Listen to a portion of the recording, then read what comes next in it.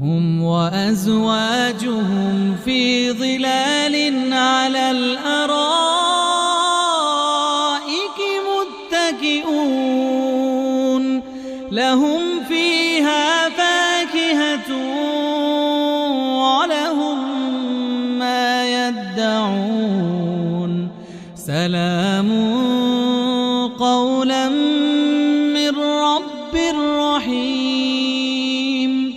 وامتازوا اليوم أيها المجرمون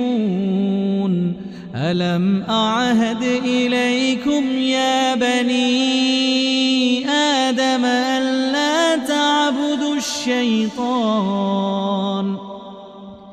إنه لكم عدو مبين وأن اعبدوني هذا صراط مستقيم ولقد أضل منكم جبلا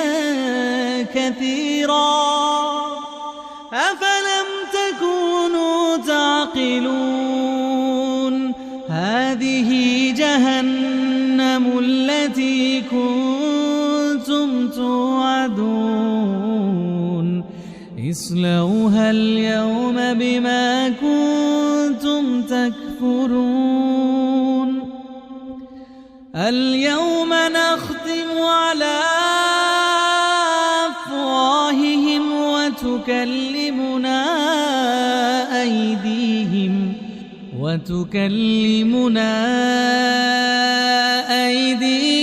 وتشهد أرجلهم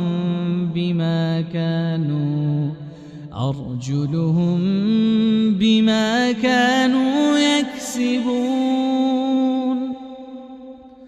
ولو نشاء لطمسنا على أعينهم فاستبقوا الصراط فأنى يبصرون ولو نشاء لمسخناهم على مكانتهم فما استطاعوا مضيا ولا يرجعون ومن نعمره ننكسه في الخلق أفلا يعقلون وما علمناه الشعر وما ينبغي له إن هو إلا ذكر وقرآن مبين لينذر من كان حيا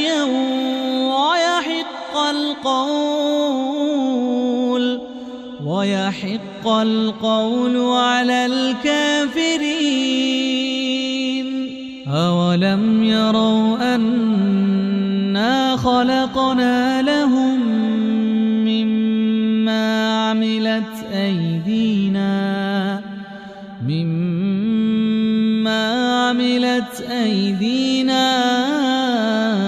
أنعاما فهم لها مالكون وذللناها لهم فمنها ركوبهم ومنها يأكلون ولهم فيها منافع ومشارب أفلا يشكرون واتخذوا من دون الله آلهة لعلهم ينصرون لا يستطيعون نصرهم وهم لهم جند محضرون لا يستطيعون نصرهم وهم